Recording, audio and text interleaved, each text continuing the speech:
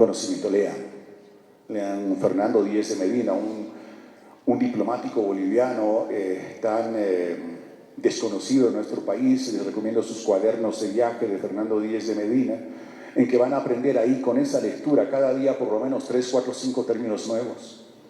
Léanse un Fernando Díez de Medina y sus cuadernos de viaje, un Vargas Llosa, a ver, ¿quién es más? ¿Alguno que esté leyendo recientemente algún libro?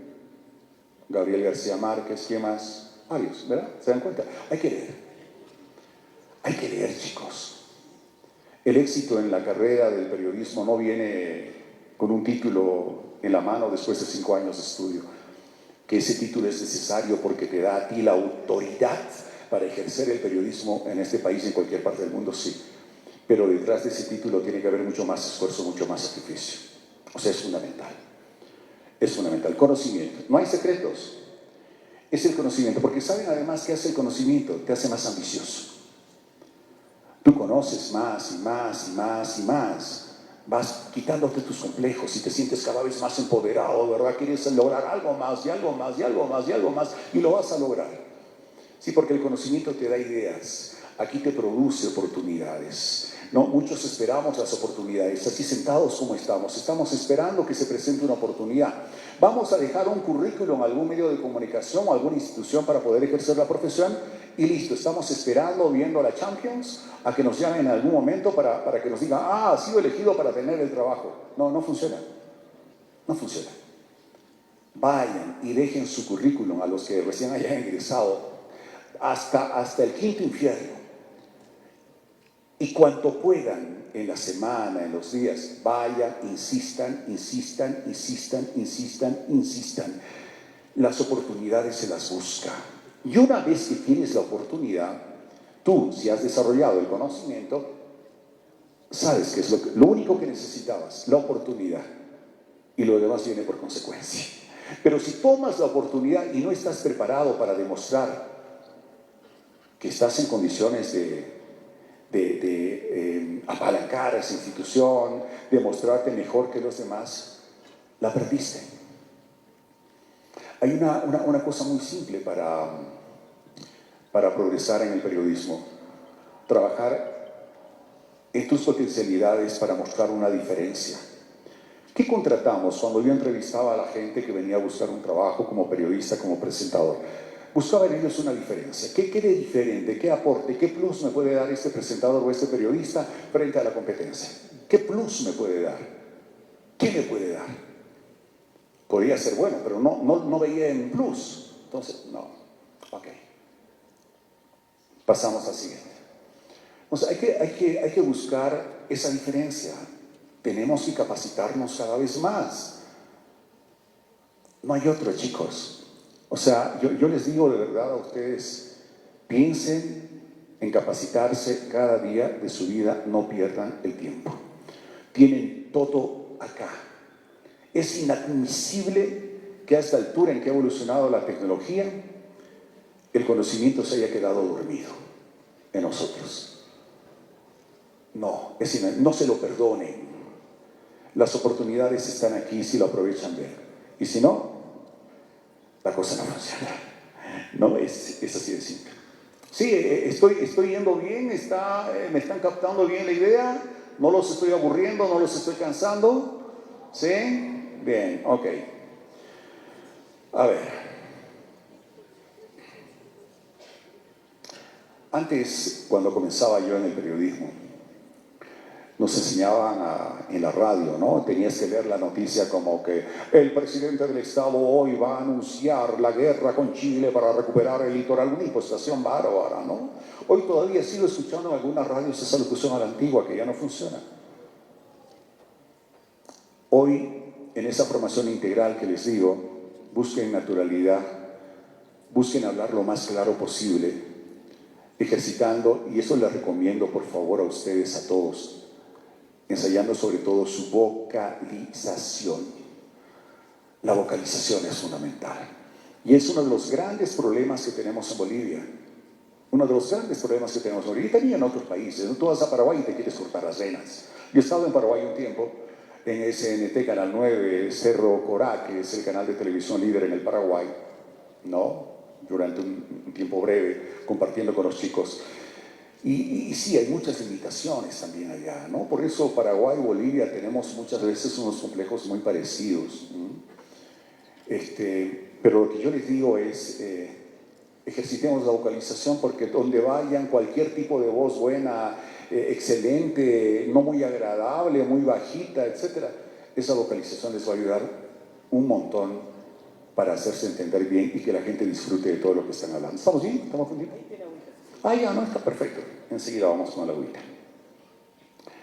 A ver, otra cosa que yo escucho mucho en los medios de comunicación, en las radios, en los canales de televisión, y me sorprende que, porque yo ando peleando con eso hace como 20 años, las muletillas que usamos, ¿verdad?, en las notas de prensa. Tú escuchas una nota de prensa hoy en día en algún canal de televisión y es muy parecida a las que se hacían hace 20 años atrás, o sea, como que la televisión se quedó dormida, ¿no?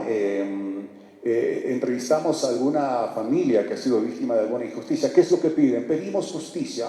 Y el titular en pie de pantalla ahí, familia pide justicia. No precipitaciones pluriales, arma cortante. ¿No? Lenguaje sencillo, siempre de la gente del día a día.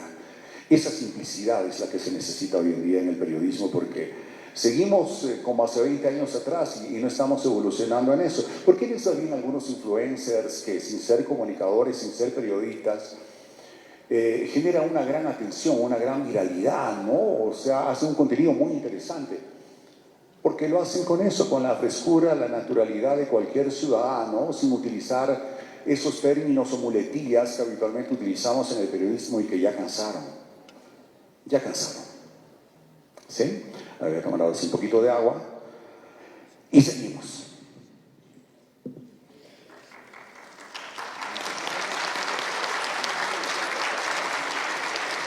Mientras tanto, recordamos a los compañeros que van analizando también sus preguntas, que en instantes vamos a hacer el compartimiento de experiencias junto a nuestro expositor. A ver, cuando yo hago referencia al celular y el mundo de oportunidades que tienen ustedes en este celular, yo recuerdo cómo comencé con la comunicación. Y es una cosa re interesante. No, ya les decía que yo no vengo de una familia acomodada, que haya tenido mucho dinero, ni cosa por el estilo. Recuerdo que cuando yo tenía 17 años no teníamos un equipo de sonido en casa, no había un equipo de sonido, pero una enamorada de mi hermano mayor que tenía un sobrino que era locutor, me dice, oye Vico, tú tienes una buena voz, ¿no? ¿Por qué no te metes a la radio? Lo acompañé a la radio, me metió la inquietud por la comunicación. ¿Y saben qué yo hacía para poder aprender? Porque mi padre era muy exigente, como él vivió desde sus 8 años trabajando a full y sentía todos los rigores y el castigo de la vida, pero además las oportunidades que finalmente él se las consiguió por sí solo, porque terminó estudiando en Alemania, ¿no? Por su esfuerzo propio. Entonces, semejante ejemplo se dan cuenta y decía, hijo, porque yo le decía, papá, yo necesito practicar, necesito grabarme y no tenemos una grabadora. Me consiguió una grabadora, esa Sony cassette, ¿recuerdan? Había unas grabadoras, no sé, ¿no es cierto? Unas larguitas para cassette, exacto, ¿no? Y tenía una radio que se había traído de Alemania, después de su estudio, una radio de esas alámparas, no esas grandes, ¿sí? ¿Qué yo hacía? A las 5 de la mañana sintonizaba Radio Hilversum de Holanda, que tenía un programa de noticias en español, ¿no? Y yo quería imitar a ese locutor de Radio Hilversum de Holanda, entonces me ponía a grabar en esa grabadorita, en esa Sony, la radio, ¿no? Lo grababa en un cassette, sacaba ese cassette y yo me ponía a grabarme en el otro cassette. Así aprendí a hacer locución. Así aprendí a hacer locución, porque mi padre me insistía, hijo, si tú no haces una diferencia no vas a conseguir nada.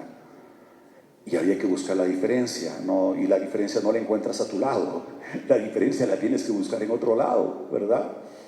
Al poco tiempo termino la universidad, comienzo la universidad de comunicación. Antes yo me había metido a Derecho, a Medicina en Sucre, que es otra historia, ¿verdad? Medicina porque quería ser médico. Derecho, porque la enamorada que tenía, que era de Santa Cruz, le costaba mucho entender para su examen de admisión en Derecho, todos los libros para el examen de admisión, de ingreso, y dije, bueno, yo te voy a ayudar, ¿no? Yo te ayudo, y nos poníamos a estudiar todas las noches, y le dije, finalmente yo voy a dar tu examen de Derecho, y listo, tú das con mi nombre, me inscribí y todo, y aprobamos los dos. Así que estaba estudiando Derecho y Medicina hasta que me descubrieron en la San Francisco de Sucre, después de un viaje de salud que tuve que hacer con mi madre. Cuando volví, jovencito, usted está en 2 carreras, ya no puede seguir, usted nos toma el pelo, ¿no? Fuera. Ya había perdido muchos exámenes también, y lo único que estaba abierto era comunicación. Lo único. Y me metí a comunicación, ¿no? Y ahí vino la otra parte de la historia. Apenas terminé la carrera, me llaman de Santa Cruz y me dicen, oiga, don Misturo, queremos contratarlo para que estamos abriendo una radio nueva, ABC Noticias, y sabemos de su experiencia. No tenía casi ninguna experiencia. Lo único que tenía era que leía bien las noticias y era bastante inquieto, ¿no? Entonces a alguien que fue en ese momento en Oruro, ¿no? Se le ocurrió recomendarme y me fui a Santa Cruz, y ahí comenzó otra parte de mi historia, donde está mi esposa, están mis hijos. Y está una experiencia maravillosa en Santa Cruz, donde ocupé la dirección de la radio a los 6 meses en que llegué. Cosas bastante rápidas, pero ¿saben por qué? Porque uno lo quiere, uno lo desea, uno se lo propone. No, yo quería mostrar algo diferente. Estaba en Santa Cruz, una tierra que no conocía para nada, ¿no? Y el crecimiento fue bastante rápido. La productora Viajero, ATV, periódico La Estrella del Oriente, el Noticotas, que lo producía yo, de la Cooperativa de Teléfonos de Santa Cruz, maestro de ceremonias todos los fines de semana, en diferentes actos que había. Bueno, era una cosa fantástica en Santa Cruz. Pero para eso había que trabajar pues 18 horas, 17 horas al día, a veces no comer, a veces no cenar, a veces salir sin desayunar, ¿verdad? Pero es que eso tiene que estar aquí, si no, no funciona. O sea, es así de sencillo. Entonces, por eso les contaba esto de la radio, ¿no? La inquietud que tienen que tener desde jóvenes, ustedes que están comenzando la universidad, por hacer algo diferente. Tienen que proponerse hacer algo diferente. Si no, no funciona, chicos. Tienen que proponerse hacer algo diferente. Eso es fundamental. Otra cosa, lo que les decía al inicio, conocer nuestra sociedad, nuestra comunidad. Yo digo muchas veces cuando me entrevistan aquí en Santa Cruz, donde estoy, yo soy periodista de lunes a viernes y soy campesino sábado y domingo. Así como ven mis manos re maltratadas, con cortaduras, cicatrices por todo lado, ¿no? Yo tengo una pequeña propiedad en Río Abajo, por Huaricana, donde hace 5 años que planto, aporco, limpio la sequía, con mi esposa trabajamos la tierra, ¿no? Nos encanta la tierra, nos encantan los animales, ¿no? Y yo vivo en esa comunidad, o sea, conozco a toda la gente de mi comunidad, sé sus carencias, sus limitaciones, sé cómo sufren cuando hay un bloqueo, sé cómo sufren cuando los mayoristas van y les compran una miseria y aquí lo revenden y especulan con el precio una barbaridad y se quieren morir, ¿no? O sea, conozco a nuestra gente. Y de verdad que eso me ha ayudado bastante para tener un conocimiento integral de nuestra comunidad y saber interpretar cada cosa que yo leo, cada cosa que escucho de un político, de una autoridad en su real dimensión, porque como decimos muy en lo popular, ¿verdad? No me la charlan. Conozco muy bien a dónde apunta cada cosa, a dónde quiere llegar, y conozco muy bien la verdadera realidad. O sea, es muy importante que conozcamos a nuestra comunidad, ¿sí? Es fundamental para inspirarnos en ella y trabajar por ella. ¿Ok? Bueno, quiero llegar hasta aquí, quiero escuchar algunas de sus preguntas, quiero que podamos compartir un momento de charla, ¿verdad? Para poder responder también a sus inquietudes, ¿ok? Los aplausos para nuestro expositor Víctor Hugo Rosales Zaza, quien nos está compartiendo las experiencias en el ámbito periodístico y comunicacional en el Estado Plurinacional de Bolivia y fuera de nuestras fronteras también. Para esto queremos invitar a todos los compañeros, vayan analizando su ronda de preguntas para hacer el intercambio de conocimientos. Recordarles también que esta invitación y este seminario es celebrando los 23 años de vida de nuestra carrera Comunicación Social. Investigación, interacción, revolución. Adelante, comunicación. Don Alexander, los aplausos para Víctor Hugo Rosales, compañeros. Y bueno, estamos listos para iniciar con la ronda de preguntas. Vamos a pedir a los compañeros que vayan analizando también las preguntas bien formuladas para poder compartir la experiencia junto a Víctor Hugo Rosales Zaza. Para esto le invitamos, señor Víctor Hugo, por favor, a la tercera, por favor, para que pueda compartir con los estudiantes de comunicación social de la Universidad Pública del Alto. Ahora sí, iniciamos con esta ronda de preguntas con una temática muy importante y destacado en el ámbito comunicacional. Ahora sí, iniciamos con las preguntas. Si podrían alzar su mano, acá tenemos uno. ¿Cómo está Víctor Hugo Rosales? Un saludito. La pregunta es, ¿cuáles considera que son los desafíos que enfrenta la comunicación en Bolivia actualmente, ya que existen las plataformas ahora que son Twitch y que son las que más se ve, como X y eso es las demás que... Hola, ahora sí. Bueno, o sea, mira, es un desafío enorme el que tenemos los comunicadores, los medios de comunicación, porque estamos cada vez más venidos a menos. Hoy me indigna escuchar a un político casi cada semana faltando respeto a los medios, faltando respeto a los periodistas. Me pongo a analizar la situación y digo, a veces nos lo merecemos, porque estamos haciendo muchas veces muy malas cosas. Yo soy muy autocrítico y muchas veces he reclamado eso a nuestras organizaciones matrices, de que necesitamos ser más autocríticos los periodistas. Nos equivocamos muchas veces y tenemos que admitirlo y tenemos que reconocerlo. Uno de los grandes desafíos que tenemos es ser más autocríticos. Nos autorregulamos los periodistas, pero nos estamos autorregulando mal porque estamos permitiendo que pase absolutamente todo. Y no nos pronunciamos para decirle a la ciudadanía, sí señores, saben, en algunas cosas evidentemente las críticas tienen razón, nos equivocamos, pero admitimos errores y los vamos a corregir. No, los periodistas muchas veces en nuestras instituciones actuamos de que no, nadie nos puede tocar, nadie nos puede decir nada. No, todo está bien. Yo no he escuchado un solo reclamo de las instituciones matrices del periodismo o una advertencia, una exhortación por lo menos, a lo que se ha hecho durante las elecciones, que ha sido terrible, patético, ¿verdad? Con la forma absolutamente parcializada y dañina con que algunos periodistas y medios de comunicación han actuado. No hemos sabido transmitirle a la comunidad que reconocemos nuestros errores y trabajamos en ellos. O sea, una de las cosas más importantes que nos falta es eso, ser más autocríticos, evaluarnos de verdad, no solamente en apariencia, ¿verdad? Y otro de los grandes desafíos, obviamente, es, reitero, recuperar el respeto, la credibilidad de los periodistas y de los medios de comunicación, porque poco a poco lo hemos perdido. Lo hemos perdido.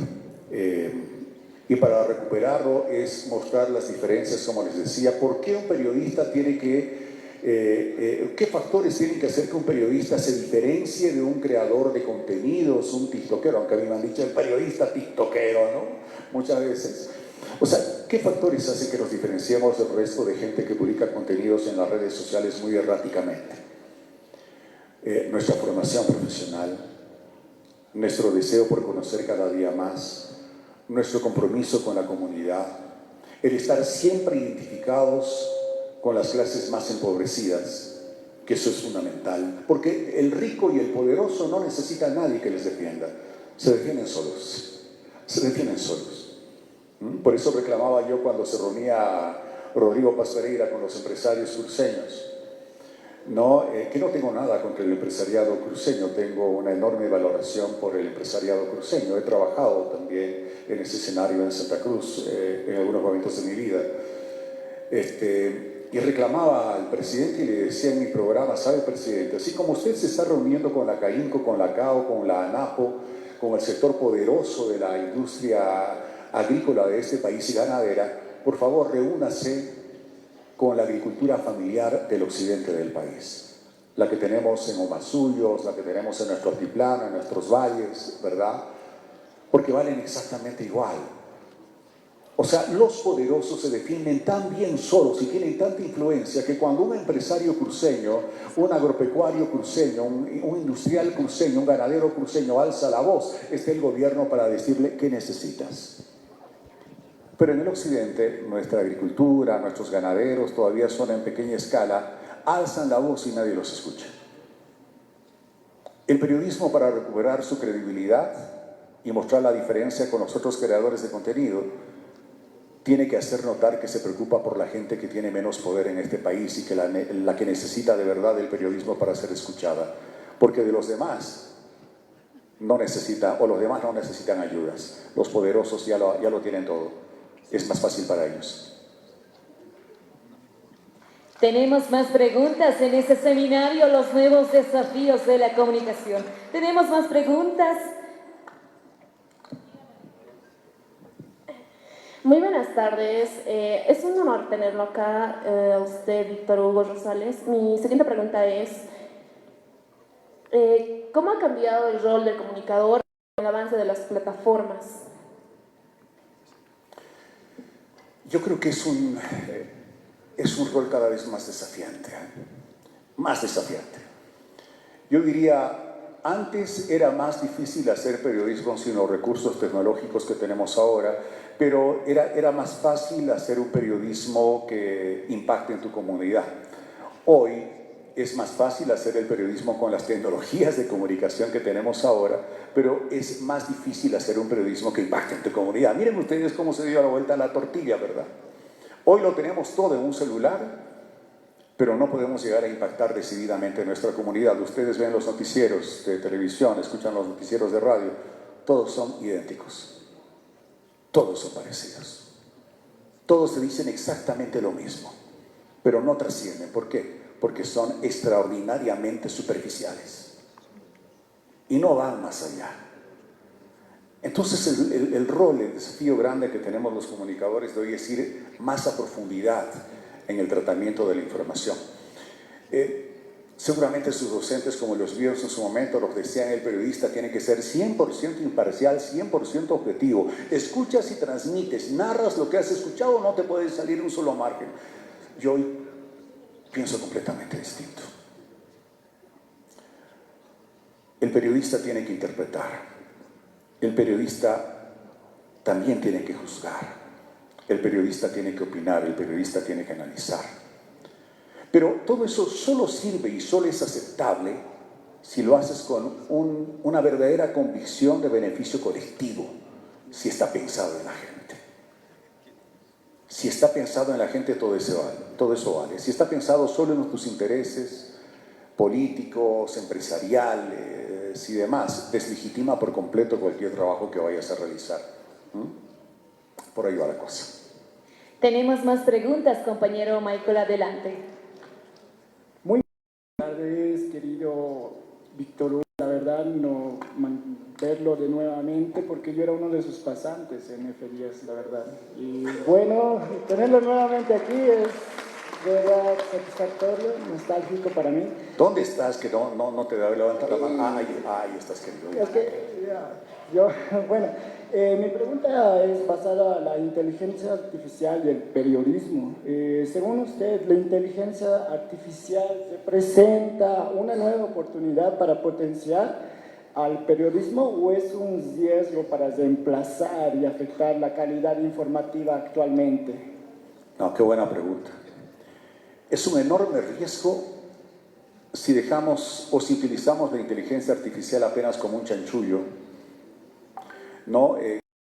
Un facilitador de nuestro trabajo, porque finalmente nos va a hacer cada vez más perezosos, ¿no? Vamos a ser más procrastinadores, como esperando que sea la tecnología que nos haga absolutamente todo.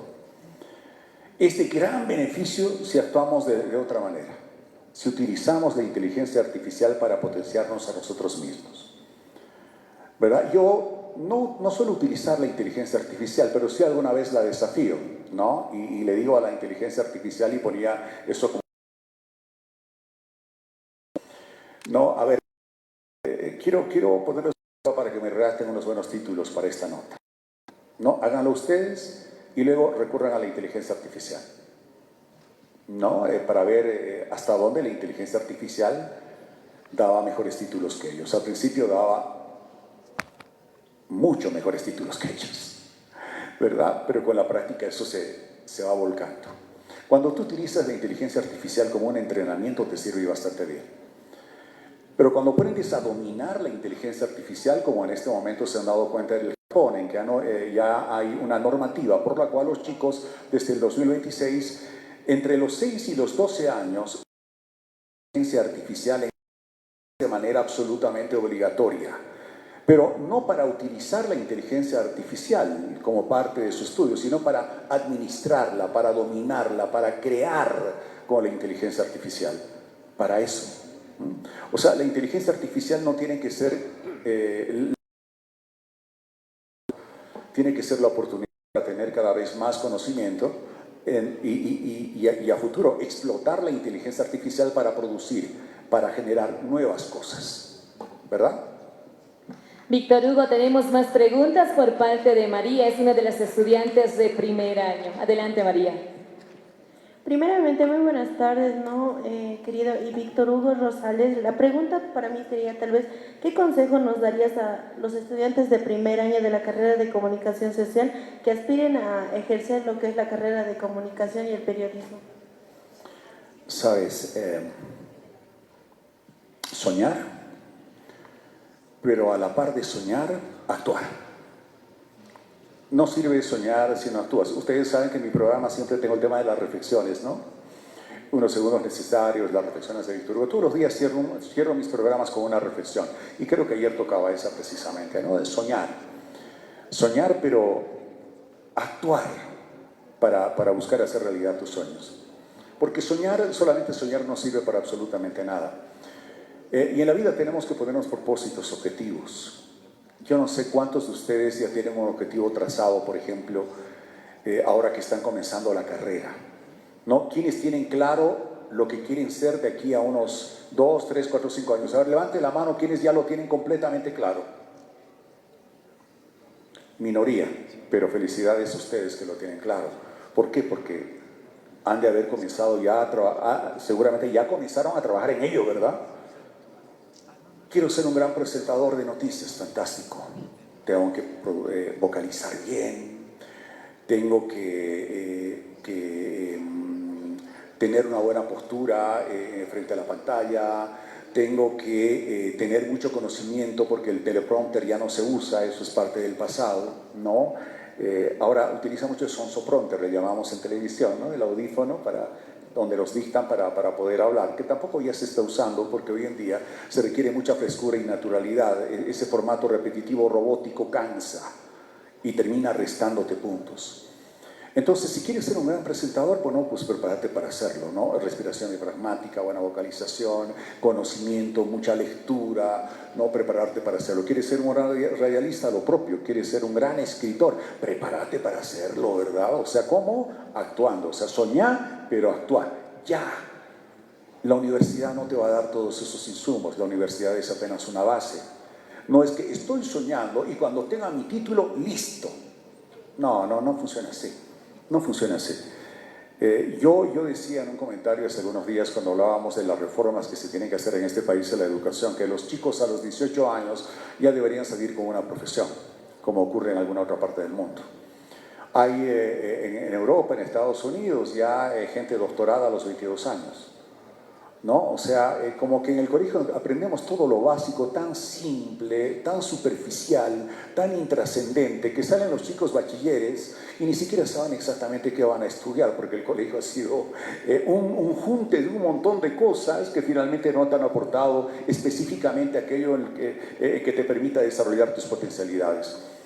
Yo siempre digo, en las escuelas deberíamos aprender inteligencia artificial, las nuevas tecnologías de la información y comunicación, el uso adecuado de las redes sociales, porque es inevitable, no las podemos eliminar, viven con nosotros, aprendamos a administrarlas. Tenemos que aprender el manejo del dinero, ¿no? Tenemos que leer a Robert Kiyosaki, su cuadrante del dinero. Tenemos que saber de economía, tenemos que saber de leyes, todos deberíamos dominar la constitución política del Estado, deberíamos saber el código penal, deberíamos saber las obligaciones impositivas, fiscales en este país. Eso debería ser parte del colegio. ¿Para qué? Para que además se cometan menos delitos, los chicos sepan diferenciar, sabiendo el código penal, sabiendo las leyes de este país. ¿Dónde está la frontera entre lo permitido y el delito? ¿Se dan cuenta? Hablamos todo el tiempo de bullying, hablamos todo el tiempo de violaciones, hablamos de feminicidios, hablamos de infanticidios, de crímenes, choferes borrachos, accidentes todos los días. Somos el país, el primer país de Sudamérica en feminicidios y somos el tercero en Latinoamérica después de Honduras y República Dominicana. Qué terrible, ¿no? Eso no pasaría si los chicos a una edad temprana conocieran las leyes, conocieran lo que es ser un buen ciudadano. Y nos ocupamos de eso recién cuando ha cometido un delito. Ah, cometiste un delito, ¿qué hice? Ah, esto, ¿sabes? Transgrede la norma. Qué error fatal, ¿no? O sea, definitivamente hay muchas cosas que tenemos que cambiar. Tenemos más preguntas, Víctor Hugo González, esta vez desde tercer año por parte de Teresa. Buenas tardes, Víctor Hugo. Es un honor tenerte entre nosotros. La pregunta es la siguiente. Desde su experiencia, ¿cómo el periodismo debe adaptarse y mantener la credibilidad y confianza de la audiencia, ya que estamos en un entorno saturado de información rápida? Hace un tiempo atrás, y fue esto muy anecdótico, ¿no? Hablé de una tiktoker, una damita que grabó un video con un grupo musical de Cochabamba, ¿no? Y yo decía, no necesito un grupo de semejante calidad utilizar a una niña que hace TikToks para ganar viralidad o para que sea visto. Era Chilajatún, ¿no? Y era nuestra querida Laime. No lo decía por ofender a Laime, lo decía porque a veces nos distraemos tanto por querer ganar viralidad, forzar viralidad, sin darnos cuenta que lo que tenemos que cuidar es la calidad, la pureza, ¿no? Aquellos insumos que ya de por sí un talentoso lo tiene.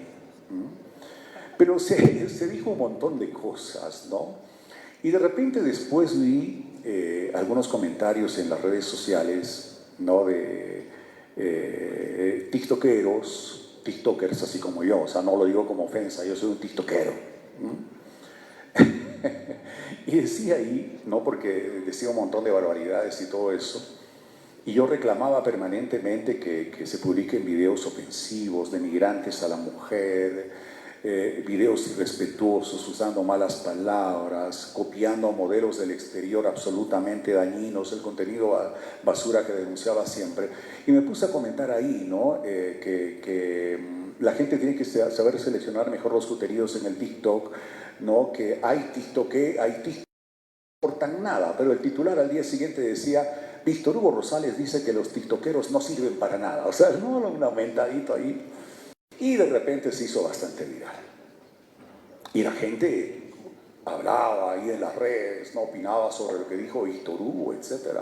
Toda una polémica se armó. Tenía poco más y armaron la Federación de TikTokeros de Bolivia para atacarme y demandarme, ¿verdad? Y ahí aparece un señor que hace producciones de contenido de humor, ¿no? Y le preguntan, creo que sobre eso, y habla que Víctor Hugo Rosales debe tener envidia, ¿verdad? Que cómo es posible que critique a quien con su humor, con lo que publica, gana miles y miles, $50,000 al mes, ¿no es cierto? Y habla de envidia. Yo en mi vida hubiera imaginado una cosa de esa, ¿no? Yo hacía mi podcast o mi streaming desde mi casa, en ese momento, será por unos 2 años, 3 años, no sé. Hacía todo desde mi casa cuando comencé, era yo absolutamente, hacía todo, ¿no? Hacía mi grabación, cortaba mis videos, los editaba, los subía. Fue una experiencia muy interesante y tengo algo que contarles sobre eso. Hice un comentario ahí, sin mencionar nombres, nada, dije, a alguien se le ocurrió decir que un periodista, ¿no? Tiene envidia de alguien que produce un contenido de entretenimiento y que difícilmente es un aporte significativo para nuestra comunidad. Yo decía, no entiende alguna gente que el verdadero valor del periodista, del periodismo, la verdadera fortuna, los verdaderos millones, los cientos de miles de dólares que puede ganar, están en su credibilidad y en lo mucho que el periodista puede aportar a su comunidad. Esa es la verdadera riqueza que puede tener el periodista. Ese fue mi mensaje, ¿no? Y lo refrendo ahora que me haces tú la pregunta, ¿no? El verdadero valor del periodismo hoy en día está en la credibilidad, en hacer que el ciudadano nos respete nuevamente, ¿no? Y lo demás ya cae por consecuencia. Bueno, fue una anécdota muy interesante esa. Seguramente muchos de ustedes han visto algo de toda esa polémica, ¿verdad? Pero bueno, es eso. Yo creo que el periodismo tiene ese gran desafío, ser digno, ético, moral, responsable con la gente, y que no se lo confunda entre tiktokeros de un montón de gente que produce con afanes distractivos o en afán de ganar viralidad, pero no se preocupa por la gente. El periodista tiene que mostrar que se preocupa por la gente, porque si no, no encuentra su mito diferenciador.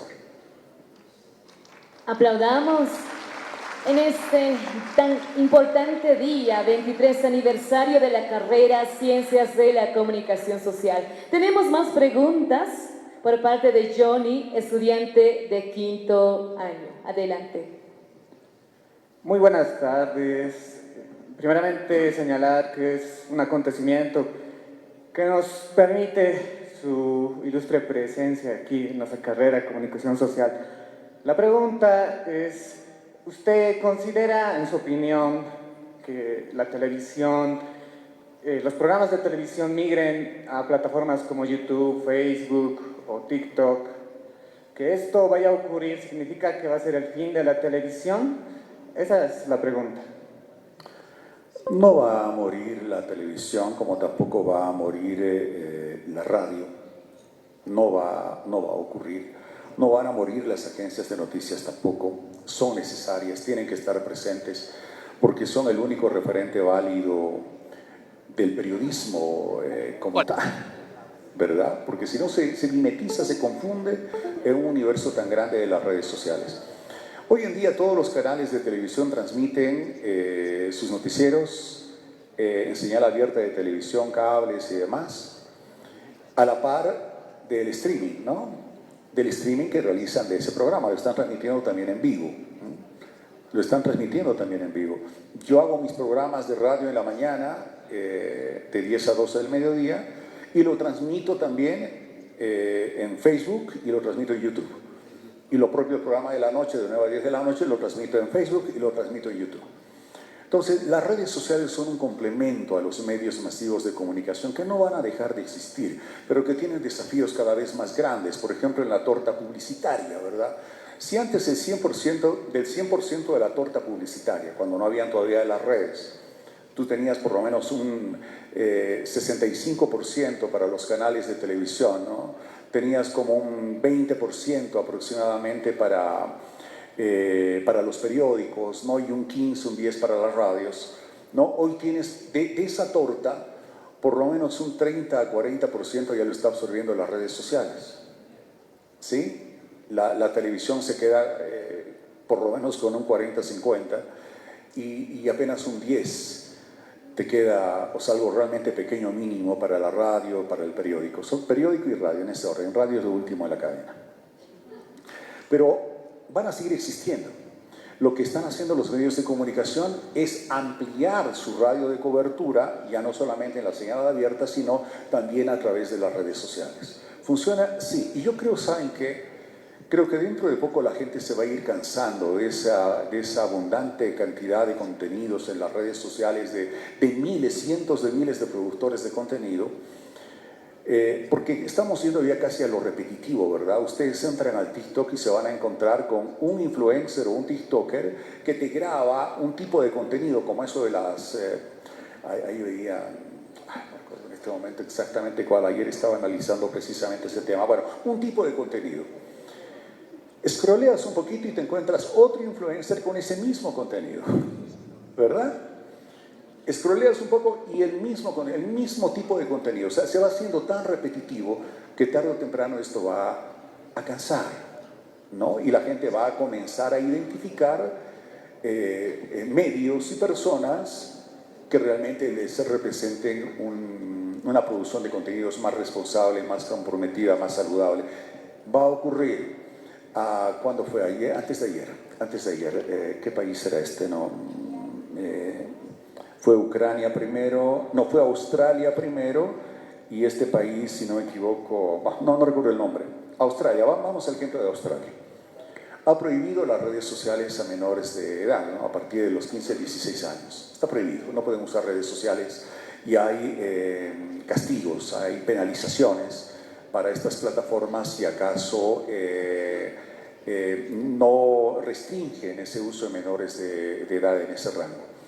A futuro también esto se va a tener que aplicar si acaso las redes sociales no comienzan a cambiar y dejan de hacerle daño a la comunidad. En este momento, de las 8 horas laborales que debería de producir un trabajador, por ejemplo, de oficina, en realidad produce y trabaja en 3.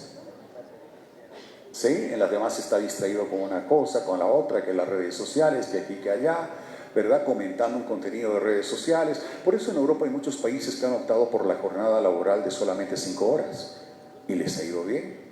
Están produciendo igual y en algunos casos mejor.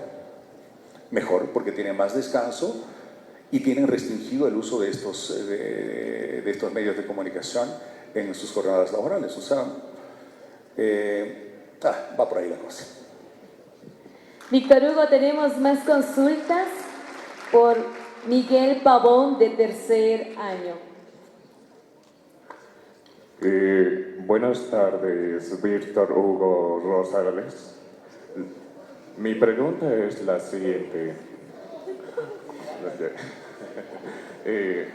¿Cómo mantenemos la credibilidad ante tanta desinformación hoy en día? Bien. Sabes, tenemos que ser empáticos con la gente. Tenemos que hacer que el ciudadano sienta que somos parte de su comunidad, que transmitimos lo que el ciudadano quiere que las autoridades del poder escuchen. Es así como recuperamos esa credibilidad, o sea, identificarnos con las necesidades de la gente, ser su voz. Suena cliché, ¿no? Porque eso, el periodista es la voz de la... Sí, pero saben, hoy más que nunca con esta irrupción de las redes sociales, tenemos que ser su voz. Y tenemos que buscar que la gente nos crea. Eso es fundamental. Credibilidad. Me presentaban en Santa Cruz, hicieron un estudio muy interesante hace algunos meses atrás sobre figuras públicas en Bolivia, ¿no? Y la credibilidad de los periodistas y demás, y con gran satisfacción un amigo mío que era parte de esa empresa me filtró el resultado y aparecía precisamente yo en uno de los primeros lugares, no siendo de Santa Cruz, estando en La Paz. Entonces esa credibilidad es la que te da a ti finalmente una viralidad sana, te da un posicionamiento sano, te da las oportunidades de producir contenidos, de tener éxito, resultados de ellos, ¿no? Eso te da la credibilidad. Empatía con la gente y sentir que la gente realmente se sienta representada por ti. Pues es así de sencillo. Bravísimo. Tenemos más preguntas, Víctor Hugo, por parte de primero C. Primero A. Bueno, primeramente, muy buenas tardes, señor Víctor Hugo. Yo deseo hacer una pregunta, la cual es, ¿cómo hace usted para saber qué es verdad cuando hay mucha información falsa que circula hoy en día? Yo tengo una página, bueno, te lo cuento a Víctor Hugo en TikTok, Facebook, que son mis páginas, digamos, de fans, de seguidores. Pero a la par tengo páginas donde únicamente tengo seleccionadas las fuentes de información más creíbles que realmente me pueden dar certeza de alguna información. No significa que no me equivoco un montón, me equivoco. Muchas veces, pero lo digo y lo reconozco y corrijo, ¿verdad?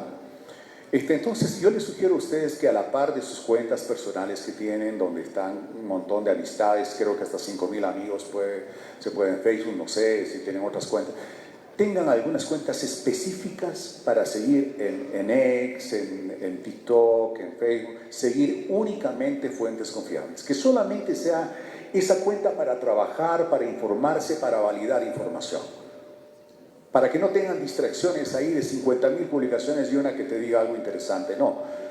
Ábranse otras páginas donde solamente sigan agencias de noticias creíbles, medios creíbles, periodistas en los que ustedes crean, ¿verdad?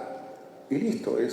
Así es poco probable que vayas a cometer errores. Pero cuando un periodista comete errores o se equivoca, tiene que admitirlos. Ayer, por ejemplo, bueno, hoy en la mañana yo presentaba un video del señor Edman Lara que lo grabó él en el TikTok. Bueno, es la única forma en que se comunica él, ¿verdad? Y decía, yo no exhorté a las Fuerzas Armadas que me apoyen cuando dije que estoy dispuesto a llegar más allá, porque ustedes saben que lo dijo después de que manifestó en sus redes de que ya no se siente parte del gobierno, que no es parte del gobierno. Y en los medios yo veía en varias agencias, no voy a mencionar sus nombres, redes nacionales, ese contenido, ¿no? Y en ese afán de la inmediatez, evidentemente yo agarré de uno de estos canales que son importantes, creíbles, ese contenido, armé lo mío y no me ocupé, no lo verifiqué como debía hacerlo. Transmití lo que todos los medios transmitieron ayer, que Edman Lara estaba exhortando a las Fuerzas Armadas a que lo apoyen porque estaba dispuesto a llegar más allá. ¿Eso qué implica? Que evidentemente es casi una actitud de rebelión, ¿no?, a su propio gobierno.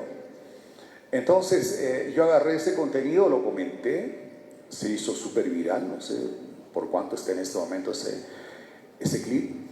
Después veo su video en la noche de Edman Lara y dice, yo no hablé a los militares. Detrás de los militares había mucha gente que había ido al aeropuerto de Cochabamba a esperarme, ¿no? Y los militares hicieron un cordón de seguridad. O sea, estaban ahí adelante para impedir que la gente rebase ese cordón y bueno. Entonces dice Edman Lara, yo hablé con la gente, pero algunos medios lo han distorsionado, ¿no? Y han manifestado como que yo exhorté a las Fuerzas Armadas. De hecho, anoche mismo las Fuerzas Armadas sacaron un comunicado indicando que están comprometidas con la democracia, la institucionalidad, etcétera, producto de que los medios difundieron esa información de que Edman Lara habló a las Fuerzas Armadas. Entonces Edman Lara explica, yo veo el video más detenidamente y esta mañana dije, no es que Edman Lara exhortó a las Fuerzas Armadas a que lo respalden, ¿no? Y que lo apoyen porque está dispuesto a llegar más allá. Y el más allá implica muchas otras cosas, ¿no? Entonces aclaré la figura como había que aclararlo, había que decirlo, pero yo no sé cuántos medios lo hayan hecho de esa manera, porque habitualmente cometemos el error los medios de dejar las cosas como están y se acabó la historia. No importa. Y eso está mal, ¿no? Entonces es siempre importante validar la información y como les digo, todos cometemos errores, yo los cometo, pero el periodista tiene que ser siempre hidalgo en reconocerlos y corregir los errores, porque todos somos humanos, nos podemos equivocar, pero no podemos equivocarnos si no reconocerlo y no corregirlo, eso sí no lo podemos hacer como periodistas. ¿Okay? Tenemos más preguntas, distinguido Víctor Hugo, también de primer año, del estimado Guillermo. Muy buenas tardes, licenciado Víctor Hugo Rosales, mi persona Guillermo David. Tal vez nos podría dar un consejo, porque aquí hay personas realmente que tienen ese potencial para lanzarse y aquí en la carrera de comunicación social hay personas que se limitan por el qué dirán de la gente. Tal vez nos podría dar un consejo a las personas que quieren lanzarse, porque hemos visto también que aquí que hay personas que tienen potencial y hay varias personas que no lo intentan por el miedo del qué dirán de los demás. Bien. El miedo es necesario. El miedo es una barrera que todos la tenemos que tener siempre en nuestra vida. O sea, nada tendría sentido si no sintiéramos miedo cuando vamos a hacer algo nuevo. Es muy natural el miedo, ¿no? Lo que tiene que ocurrir es que superemos esos miedos. Tenemos que superar esos miedos. O sea, los miedos siempre van a estar, pero tenemos que superarlos. Si tú sientes tener condiciones, ¿no? Quieres llegar a hacer algo, como les decía yo hace unos momentos, es actuar y prepararte cada vez más para lograrlo. Y como te decía, las oportunidades nunca te van a llegar del cielo. Las oportunidades se las busca persistentemente, insistiendo, machaconamente, ¿no? Hasta que te den esa oportunidad y tú la aproveches. Entonces, el miedo siempre lo vamos a tener. Agradece cuando tengas miedo, porque es la primera oportunidad que tú tienes para superarlo y para hacer algo importante en la vida. No vas a hacer nada importante si no hay miedo de por medio, ¿verdad? El miedo es muy necesario porque implica que vas a asumir un desafío que no lo conoces, que que es muy nuevo para ti y siempre tenemos miedo, es la naturaleza humana. O sea, prepararte, capacitarte, enfrentar esos miedos, superarlos y sobre todo estar seguros. ¿Cómo van a estar seguros? ¿Cómo se van a sentir seguros? ¿Cómo se van a sentir confiados? ¿Cómo van a tener el valor y las armas suficientes como para enfrentar el miedo? Con conocimiento, con lectura. Y reitero, conocimiento, lectura, buena utilización de esta herramienta es lo único que necesitan, chicos, para superar ese miedo, para ganar esa batalla. Nada más que eso. Distinguido Víctor Hugo, tenemos más preguntas del curso segundo C. Rodrigo, adelante. Bueno, muy buenas tardes, querido hermano licenciado. La pregunta es, ¿no? ¿Qué habilidades debe dominar un buen periodista? Perdón, ¿me repites, por favor? ¿Qué habilidades debe dominar un buen periodista? El periodista, ante todo, debe desarrollar un sentido de empatía. Entender lo que el ciudadano espera de ti, que eso es fundamental. Esa es la habilidad número uno, la empatía. Sentir a tu comunidad, identificarte con ella. Somos un país bastante diverso, ¿no? En el oriente, en el occidente. Yo tengo la fortuna, chicos, de haber viajado por todo el país. Por todo el país. Conozco los 4 puntos cardinales del país. O los 5 puntos cardinales, como diría Nicolás Maduro. Me conozco todo el país. He compartido la comida, el alojamiento, un cuarto, un atapi por donde he ido con gente del oriente, con mocetenes, los baures, los sirionos, los tupiguaraníes, los guarayos, quechuas, aymaras, los urus. He estado por todo lado porque además, antes de ser periodista, yo era documentalista. Entonces trabajaba en la productora Viajero en Santa Cruz. Alguna vez han debido ver esos documentales ustedes, ¿no? Salía en el canal estatal hace algunos años. Ustedes son nuevas generaciones. Eran unos documentales maravillosos que te mostraban algunos lugares paradisíacos que tiene nuestro país, y para grabar esos documentales tenías que vivir en la selva por 2 o 3 días, vivir en el altiplano, en el frío, en la nevada, en la frontera, ¿verdad? Y me ha tocado estar en eso. Me ha tocado ser la voz, me ha tocado trabajar el documental en campo y me ha tocado redactarlo, que ha sido un entrenamiento maravilloso con un maestro extraordinario como fue Aldo Peña, que se fue el año pasado. Un Aldo Peña que valoraba bastante la cultura camba, cruceña, ¿no? Un hombre amante de la cultura del oriente del país. O sea, me conozco la cultura de aquí, la cultura de allá, la cultura de todo lado. ¿Qué me ha ayudado eso? He comido en los lugares más pobres, en los agachaditos más humildes de este país, como he comido en los restaurantes y me he alojado en los hoteles más lujosos que tenemos en Bolivia. ¿Qué me ha ayudado todo esto? Desarrollar esa empatía. Conociendo a la gente como uno tiene que conocerla, entendiéndola, comprendiéndola, absorbiendo sus necesidades, sus inquietudes, sus preocupaciones, sus aflicciones, ¿verdad? ¿Y eso en qué se traduce? Que cada opinión que yo doy lo hago con un absoluto compromiso social. Soy muy crítico con la policía, muy crítico con las Fuerzas Armadas, muy crítico con la justicia, muy crítico con la clase política. Soy crítico con todo aquello que siento que no está respondiendo a las inquietudes del ciudadano. Entonces hay que desarrollar esa empatía, que para mí es fundamental, ¿verdad? Lo primero. Y lo otro, las habilidades. Bueno, más que habilidad, un compromiso, creo yo. Y reitero, y no me voy a cansar de hacerlo. Periodista que no trabaje en desarrollar sus conocimientos, en administrar bien las tecnologías, periodista que priorice el estar tiktokeando, periodista que no esté metido en el compromiso con su comunidad, desarrollando cada vez más sus destrezas, no puede ser un buen periodista, chicos. Hoy en día es imperdonable que al grado que ha avanzado la tecnología no saquemos el mejor provecho de ellos. Es un compromiso por ser mejores cada día. Eso es lo principal que necesita un periodismo: empatía y compromiso por ser mejores cada día, porque si eres mejor cada día y tienes esa empatía y tu compromiso social, tienes que ser un buen periodista. Tenemos el penúltimo pregunta por parte de la compañera Fabiola. Adelante. Muy buenas tardes, mi querido Víctor Hugo. Es un placer tenerlo el día de hoy. Mi pregunta es la siguiente. ¿Cuál considera que son los principales retos que enfrenta un periodista para mantener la ética profesional en un contexto político? Sabes, es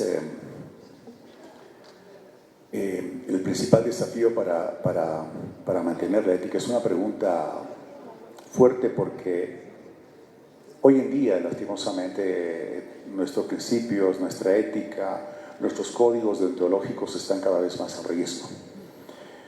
En las últimas décadas, el periodismo ha estado condicionado, ¿no?, por los gobiernos de turno, que te permitían un muy estrecho margen para hacer que tus principios éticos, tus códigos deontológicos se mantuviesen firmes, porque el medio era condicionado por el poder político y el medio te condicionaba a ti. Y si no aceptabas el condicionamiento, pues que te vaya bien, adiós.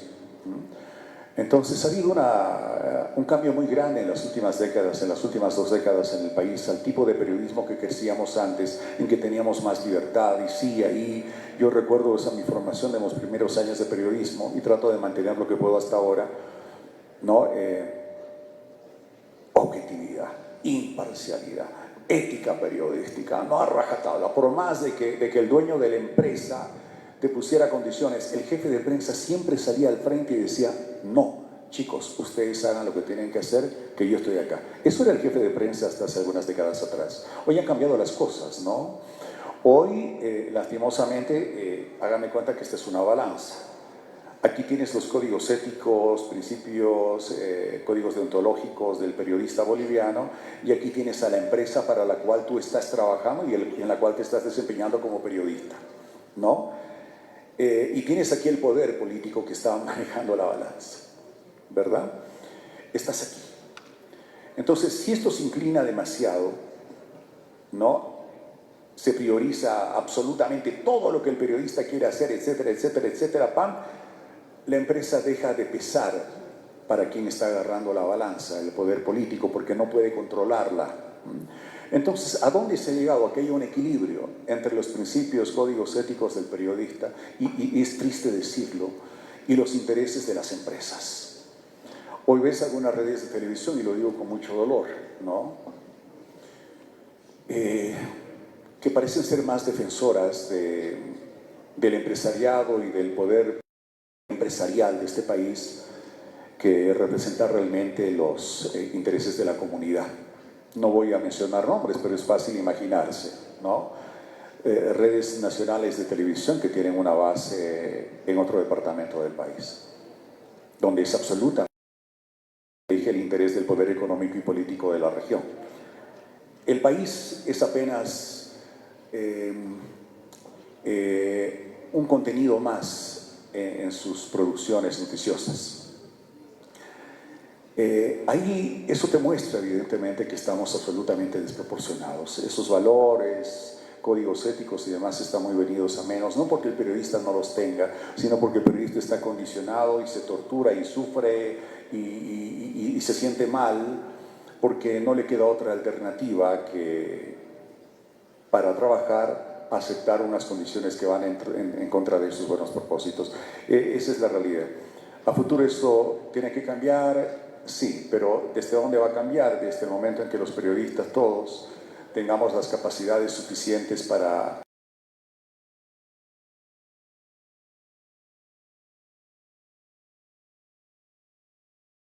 yo las veo bastante distraídas, ¿no?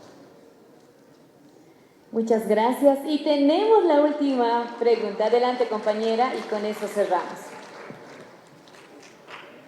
Muy buenas noches, muy buenas tardes, señor Víctor Hugo González.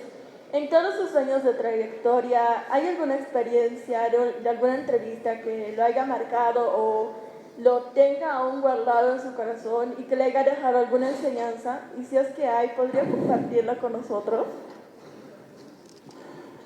Hay muchas, mira, en este momento no sabría qué decirte. Quizás una de las más recientes, hace un par de meses fue, aquí en la ciudad de La Paz, en el Prado de La Paz. Bueno, yo les contaba que suelo hacer reflexiones, ¿no? Pongo un video de una reflexión que la saca el editor, lo pone en la pantalla. Yo no lo leo antes porque, como les decía hace un momento, tiene que ser muy natural el periodista de hoy, ¿no? Y a veces cuando repasas algo y quieres aprenderte de memoria te sale muy robótico, no convence. Me pone en la reflexión y yo le interpreto como la siento esa reflexión. Doy el nombre del autor de la reflexión, interpreto la reflexión poniéndola en contexto. He optado por hacer eso porque, a ver, yo vengo, ya les he contado de mi padre, de mi madre, yo tengo 3 hijos, tengo una esposa, con la que llevo casado 23 años, ¿no? Yo soy un hombre que reiteradas veces manifiesta, como ayer lo decía en el Día Internacional de la Lucha contra la Violencia a la Mujer, un hombre que cree que el verdadero hombre es aquel que respeta su hogar, que respeta a su mujer, que respeta a su familia. Un hombre que no puede tocar jamás a una mujer ni con el pétalo de una flor, ni con la pluma de un ave. Ese es el verdadero hombre, el hombre que se preocupa por su hogar, se preocupa por sus hijos, se preocupa por su futuro. Un hombre que muchas veces resigna su propia felicidad para dar felicidad a los demás. Yo soy ese tipo de hombre, ¿se dan cuenta? Por eso soy a veces muy profundo en las cosas que digo, porque las siento, no las leo ni me lo contaron. Ese soy yo. Muy chapado a la antigua, dirán algunos de ustedes, ¿verdad? El otro día hacía una reflexión sobre que 7 de cada 10 parejas en el país, y también es una estadística que aplica a muchos países del mundo, 7 de cada 10 parejas terminan separándose producto de los celos, producto de las redes sociales, producto del alcohol, producto de los problemas económicos, son un montón de cosas, ¿no? Y yo me ponía a reflexionar precisamente sobre esto, el valor que tiene el hombre como hombre y el valor que tiene la mujer como mujer, porque cuando estás en pareja, tú te casaste, esa mujer con la que te casaste te está regalando la mejor etapa de su vida. Ya de por sí es algo inconmensurable, es una fortuna, es un tesoro que te está regalando. Y el hombre que se casa con la mujer, lo propio, ¿verdad? Te está regalando su vida, sus sueños, sus esperanzas, su futuro. Eso te está regalando, ¿verdad? Y no sabemos valorarlo. Y no sabemos valorarlo. La primera pelea, ay no, yo me voy, me divorcio, ya, divorciémonos, mañana mismo, listo, ok, se acabó la historia. Pasa un mes, están arrepintiéndose, pero ya se divorciaron. O sea, ha sido una reflexión en ese sentido, de la importancia de ser tolerantes, ¿no? De entender que la persona con la que estamos compartiendo nuestra vida nos está dando lo mejor de su vida para estar con nosotros, ¿no? Agarrados de la mano, compartir el mismo pan, la misma comida, el mismo techo, el mismo momento, compartir la felicidad por tener los hijos. Y lo vas a tirar todo al lodo por una escena de celos o porque no puso el dentífrico donde tenía que estar o porque no hay dinero en ese momento. Es una reverenda estupidez de naturaleza. Y al día siguiente del teleférico me iba a la oficina que la tengo ahí cerca del Obelisco, en la ciudad de La Paz, la productora, y se me acerca una pareja y de la nada me abraza. No, de la nada me abraza, ¿no? Me abraza la pareja y yo ese rato... Y se pone a llorar la mujer y el hombre estaba entre lágrimas, ¿no? Al borde de las lágrimas. Y lo que tiene el hombre a decirme, Víctor Hugo, gracias. ¿No? Y la mujer completamente emocionada, llorando, dice, gracias, Víctor Hugo. ¿Qué fue? Víctor Hugo, salvaste mi hogar. Salvaste mi hogar, o sea, ustedes lo maravilloso que es eso, ¿no? Es algo realmente extraordinario. Entonces, es ahí cuando yo creo el periodista siente que algo de lo que hace tiene un impacto positivo, y ese impacto positivo en tu comunidad, el trabajo que tú haces, yo creo que es el mayor logro del periodista de la comunicación, ¿verdad? Ese es el mayor logro. Y una anterior vez era un niño, ¿no? que saltaba de alegría en la calle, no me saluda, se toma fotos, un niño de 12 años, no por un impacto algo parecido a una reflexión que hubo en su hogar. Yo diría, momentos como esos son los que más han marcado mi vida, o sea, cuando siento que el impacto de mi trabajo beneficia, si no a toda la comunidad, por lo menos a algunas personas. Con eso yo soy feliz.